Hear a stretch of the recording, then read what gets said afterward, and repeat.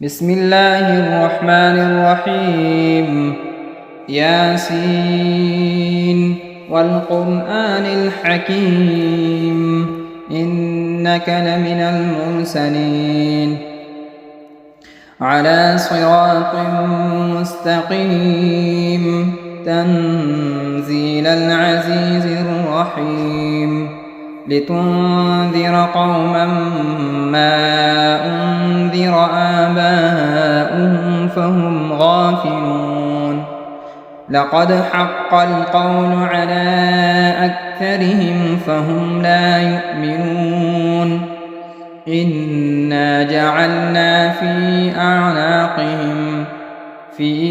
أعناقهم أغلالا فهي إلى الأذقان فهم مقمحون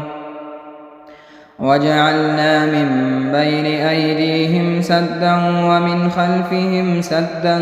فأغشيناهم فهم لا يبصرون وسواء عليهم أأنذرتهم أم لم تنذرهم لا يؤمنون إنما تنذر من اتبع الذكر وخشي الرحمن بالغيب فبشره بمغفرة وأجر كريم إنا نحن نحيي الموتى ونكتب ما قدموا وآثارهم وكل شيء أحصيناه في إمام مبين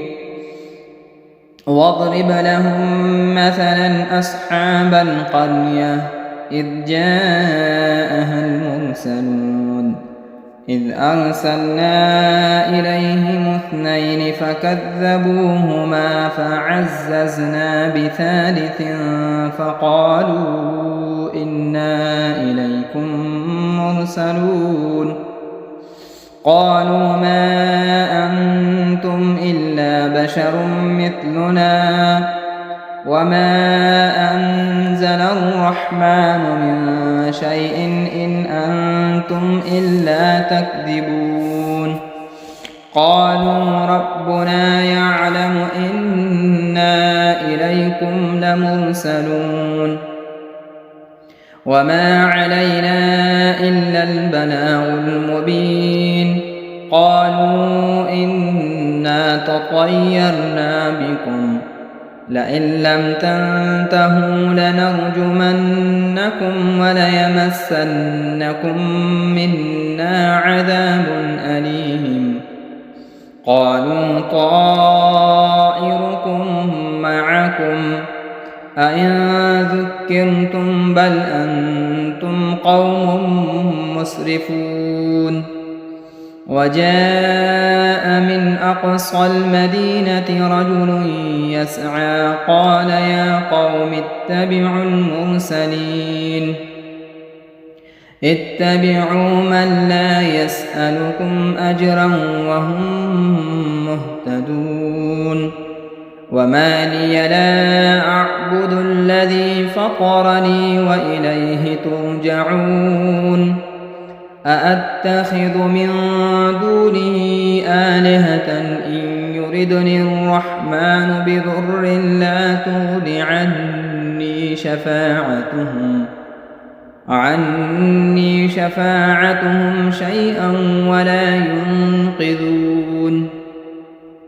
إني إذا لفي ضلال مبين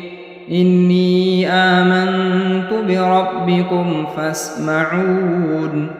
قيل ادخل الجنة قال يا ليت قومي يعلمون بما غفر لي ربي وجعلني من المكرمين وما أنزلنا على قومه من بعده من جند من السماء وما كنا منزلين إن كانت إلا صيحة واحدة فإذا هم خامدون يا حسرة على العباد ما يأتيهم من رسول إلا كانوا به يستهزئون ألم يروا كم أهلكنا قبلهم من القرون أنهم إليهم لا يرجعون وإن كل لما جميع لدينا محضرون وآية لهم الأرض الميتة أحييناها وأخرجنا منها حبا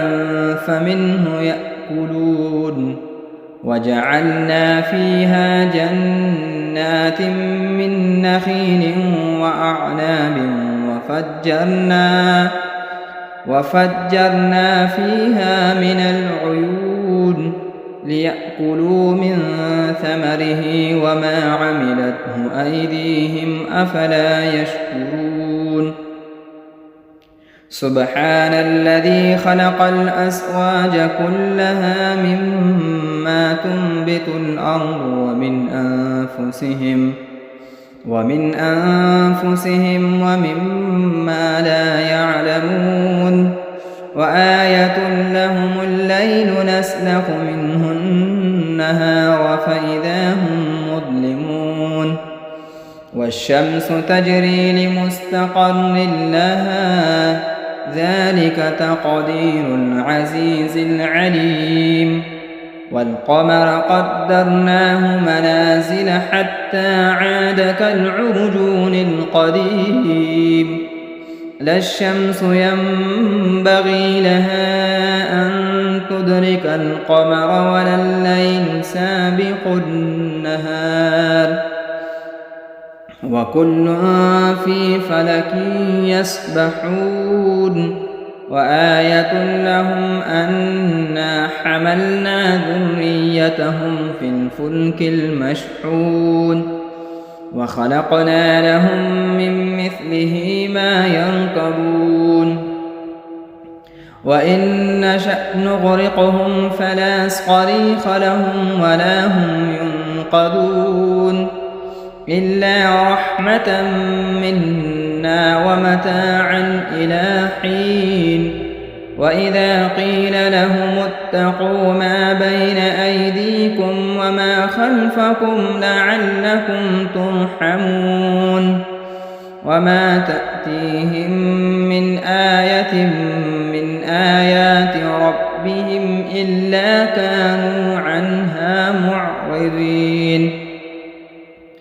وإذا قيل لهم أنفقوا مما رزقكم الله قال الذين كفروا للذين آمنوا أنطعم من لو يشاء الله أطعمه إن أنتم إلا في ضلال مبين ويقولون متى هذا الوعد إن كنتم صادقين ما ينظرون إلا صيحة واحدة تأخذهم وهم يخصمون فلا يستطيعون توصية ولا إلى أهلهم يرجعون ونفخ في الصور فإذا هم من الأجداث إلى ربهم ينسلون قالوا يا ويلنا من بعثنا من مرقدنا هذا ما وعد الرحمن وصدق المرسلون إن كانت إلا صيحة واحدة فإذا هم جميع لدينا محضرون فاليوم لا تظلم نفس شيئا ولا تجزون إلا ما كنتم تعملون إن أصحاب الجنة اليوم في شغل فاكهون هم وأزواجهم في ظلال على الأرائك متكئون لهم فيها فاكهة ولهم ما يدعون سلام قولا من رب رحيم وامتازوا اليوم أيها المجرمون ألم أعهد إليكم يا بني آدم أن لا تعبدوا الشيطان إنه لكم عدو مبين وأن اعبدوني هذا صراط مستقيم ولقد أضل منكم جبلا كثيرا أفلم تكونوا تعقلون هذه جهنم التي كنتم توعدون اصلوها اليوم بما كنتم تكفرون اليوم نختم على أفواههم وتكلمنا أيديهم وتشهد أرجلهم بما كانوا يكسبون ولو نشاء لطمسنا على أعينهم فاستبقوا الصراط فأنى يبصرون ولو نشاء لمسخناهم على مكانتهم فما استطاعوا مضيا ولا يرجعون ومن نعمره ننكسه في الخلق أفلا يعقلون وما علمناه الشعر وما ينبغي له إن هو إلا ذكر وقرآن مبين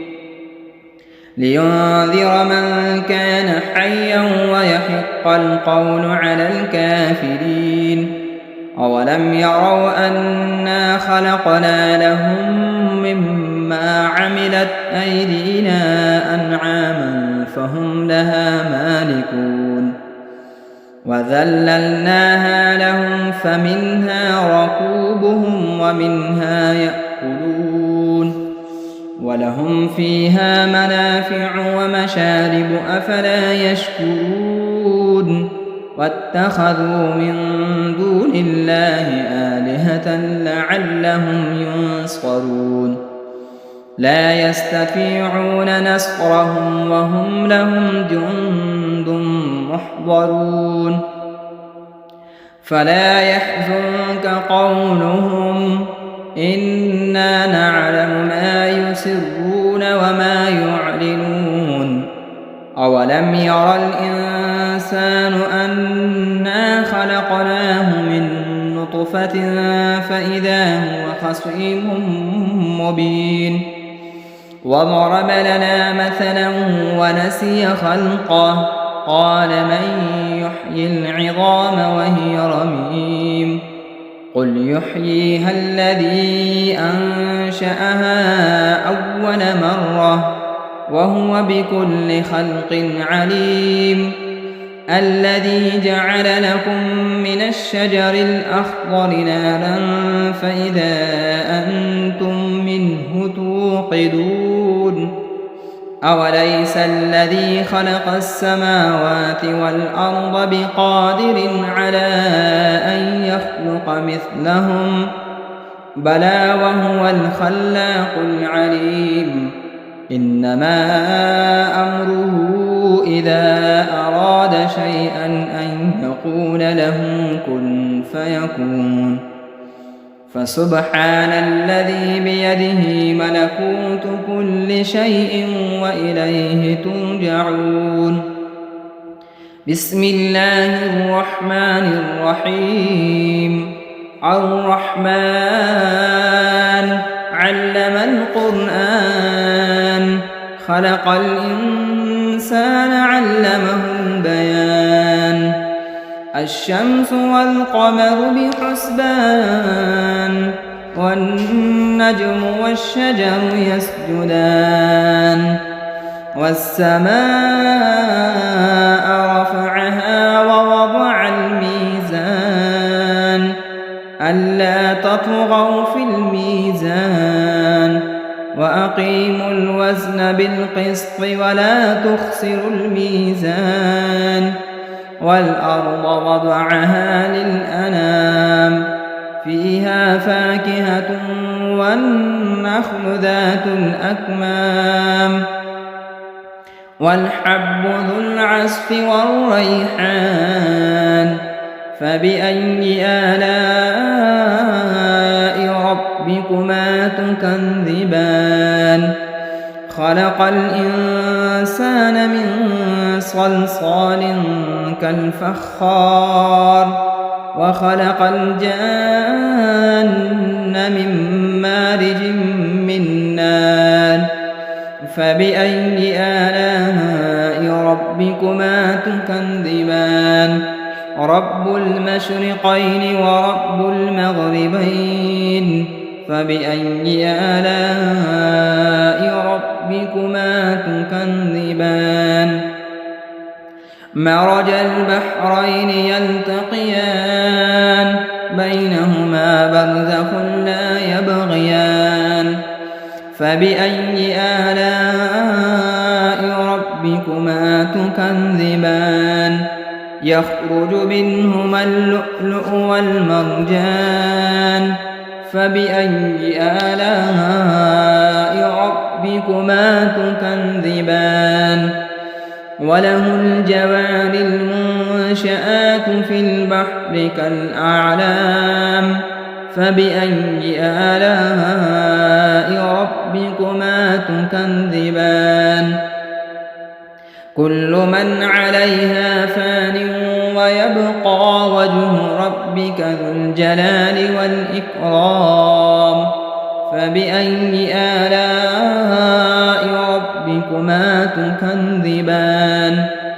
يسأله من في السماوات والأرض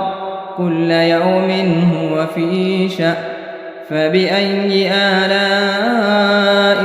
ربكما تكذبان سنفرغ لكم أيها الثقلان فبأي آلاء ربكما تكذبان يا معشر الجن والإنس إن استطعتم أن تنفذوا من أقطار السماوات والأرض فانفذوا لا تنفذون إلا بسلطان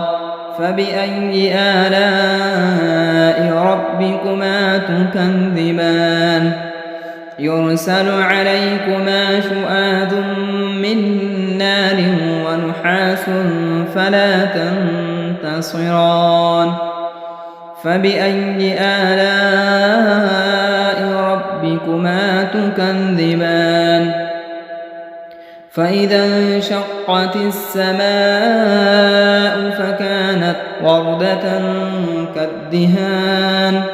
فبأي آلاء ربكما تكذبان فيومئذ لا يسأل عن ذنبه إنس ولا جان فبأي آلاء ربكما تكذبان يعرف المجرمون بسيماهم فيؤخذ بالنواصي والأقدام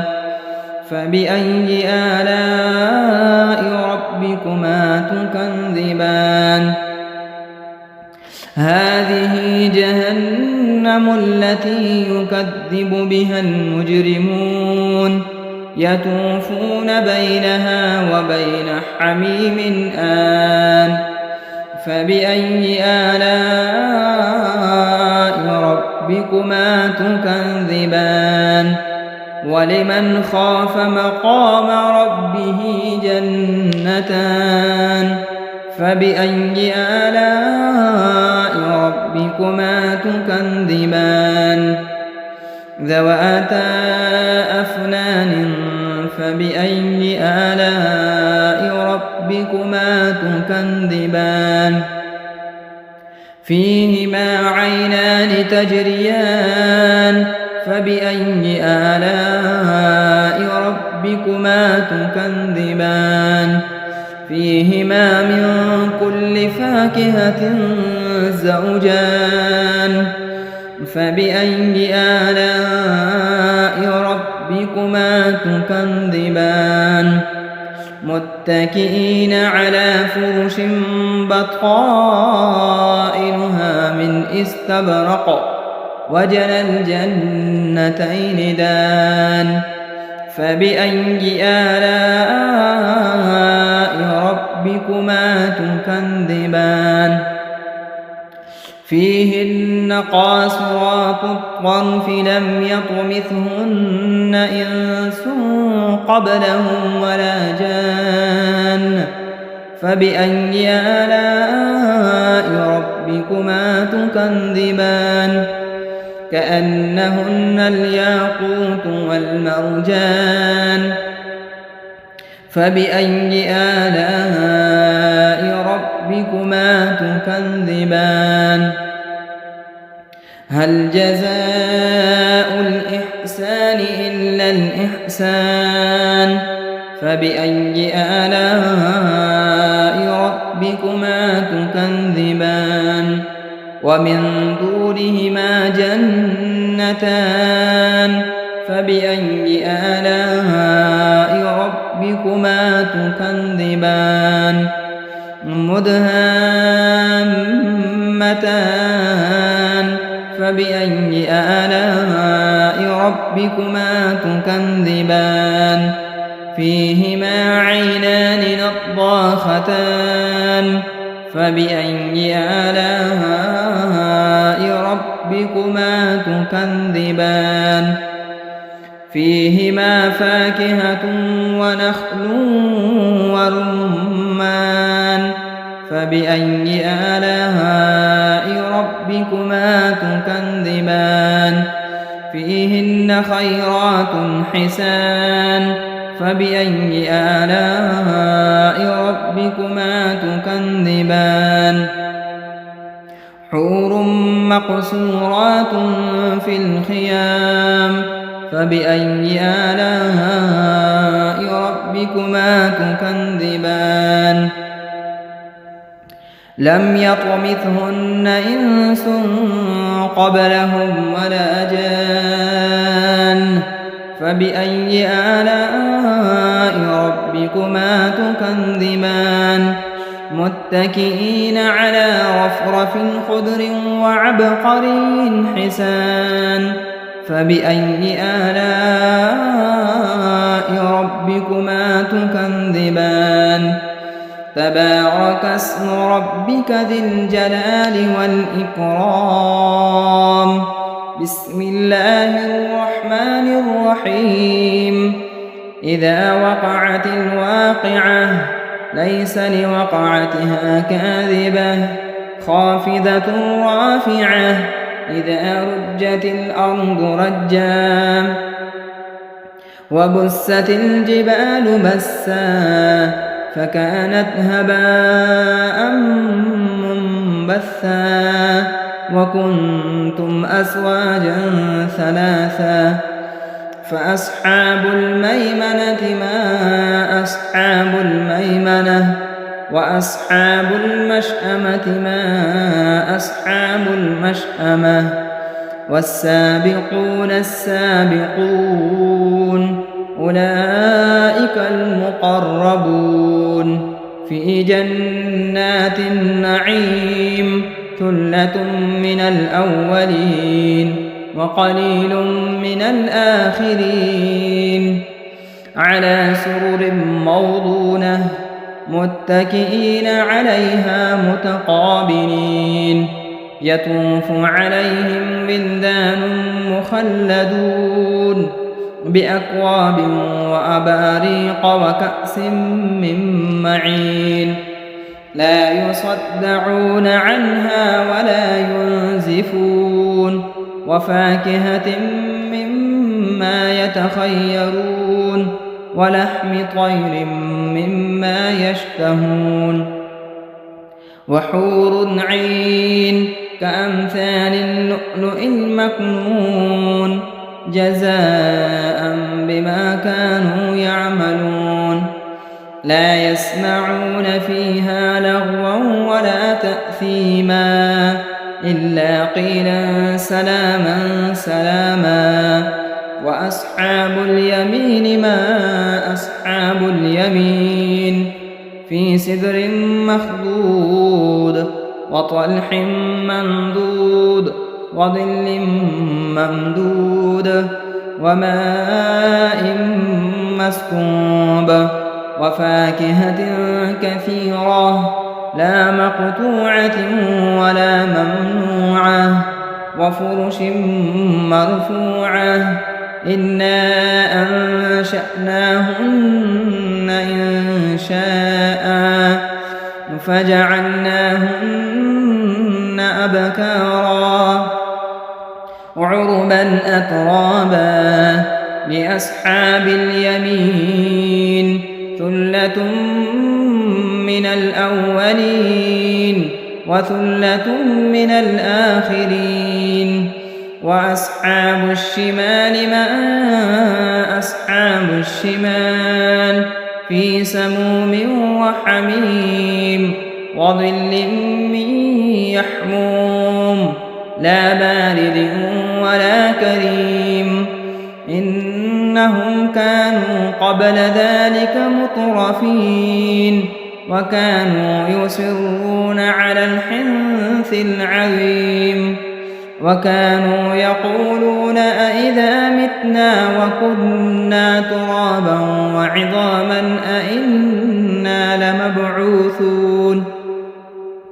أو آباؤنا الأولون قل إن الأولين والآخرين لمجموعون إلى ميقات يوم معلوم ثم إنكم أيها الضالون المكذبون لآكلون من شجر من زقوم فمالئون منها البطون فشاربون عليه من الحميم فشاربون شرب الهيم هذا نزلهم يوم الدين نحن خلقناكم فلولا تصدقون أفرأيتم ما تمنون أأنتم تخلقونه أم نحن الخالقون نحن قدرنا بينكم الموت وما نحن بمسبوقين على أن نبدل أمثالكم وننشئكم فيما لا تعلمون ولقد علمتم النشأة الأولى فلولا تذكرون أفرأيتم ما تحرثون أأنتم تزرعونه أم نحن الزارعون لو نشاء لجعلناه حطاما فظلتم تفكهون إنا لمغرمون بل نحن محرومون أفرأيتم الماء الذي تشربون أأنتم أنزلتموه من المزن أم نحن المنزلون لو نشاء جعلناه أجاجا فلولا تشكرون أفرأيتم النار التي تورون أأنتم أنشأتم شجرتها أم نحن المنشئون نحن جعلناها تذكرة ومتاعا للمقوين فسبح باسم ربك العظيم فلا أقسم بمواقع النجوم وإنه لقسم لو تعلمون عظيم إنه لقرآن كريم في كتاب مكنون لا يمسه إلا المطهرون تنزيل من رب العالمين أفبهذا الحديث أنتم مدهنون وتجعلون رزقكم أنكم تكذبون فلولا إذا بلغت الحلقوم وأنتم حينئذ تنظرون ونحن أقرب إليه منكم ولكن لا تبصرون فلولا إن كنتم غير مدينين ترجعونها إن كنتم صادقين فأما إن كان من المقربين فروح وريحان وجنة نعيم وأما إن كان من أصحاب اليمين فسلام لك من أصحاب اليمين وأما إن كان من المكذبين الضالين فنزل من حميم وتصلية جحيم إن هذا لهو حق اليقين فسبح باسم ربك العظيم بسم الله الرحمن الرحيم تبارك الذي بيده الملك وهو على كل شيء قدير الذي خلق الموت والحياة ليبلوكم أيكم أحسن عملا وهو العزيز الغفور الذي خلق 7 سماوات طباقا ما ترى في خلق الرحمن من تفاوت فارجع البصر هل ترى من فتور ثم ارجع البصر كرتين ينقلب إليك البصر خاسئا وهو حسير ولقد زينا السماء الدنيا بمصابيح وجعلناها رجوما للشياطين وأعتدنا لهم عذاب السعير وللذين كفروا بربهم عذاب جهنم وبئس المصير إذا ألقوا فيها سمعوا لها شهيقا وهي تفور تكاد تميز من الغيظ كلما ألقي فيها فوج سألهم خزنتها ألم يأتكم نذير قالوا بلى قد جاءنا نذير فكذبنا وقلنا ما نزل الله من شيء إن أنتم إلا في ضلال كبير وقالوا لو كنا نسمع أو نعقل ما كنا في أصحاب السعير فاعترفوا بذنبهم فسحقا لأصحاب السعير إن الذين يخشون ربهم بالغيب لهم مغفرة وأجر كبير وأسروا قولكم أو اجهروا به إنه عليم بذات الصدور ألا يعلم من خلق وهو اللطيف الخبير هو الذي جعل لكم الأرض ذلولا فامشوا في مناكبها وكلوا من رزقه وإليه النشور أأمنتم من في السماء أن يخسف بكم الأرض فإذا هي تمور أم أمنتم من في السماء أن يرسل عليكم حاصبا فستعلمون كيف نذير ولقد كذب الذين من قبلهم فكيف كان نكير أولم يروا إلى الطير فوقهم صافات ويقبض ما يمسكهن إلا الرحمن إنه بكل شيء بصير أمن هذا الذي هو جند لكم ينصركم من دون الرحمن إن الكافرون إلا في غرور أمن هذا الذي يرزقكم إن أمسك رزقه بل لجوا في عتو ونفور أفمن يمشي مكبا على وجهه أهدى أمن يمشي سويا على صراط مستقيم قل هو الذي أنشأكم وجعل لكم السمع والأبصار والأفئدة قليلا ما تشكرون قل هو الذي ذرأكم في الأرض وإليه تحشرون ويقولون متى هذا الوعد إن كنتم صادقين قل إنما العلم عند الله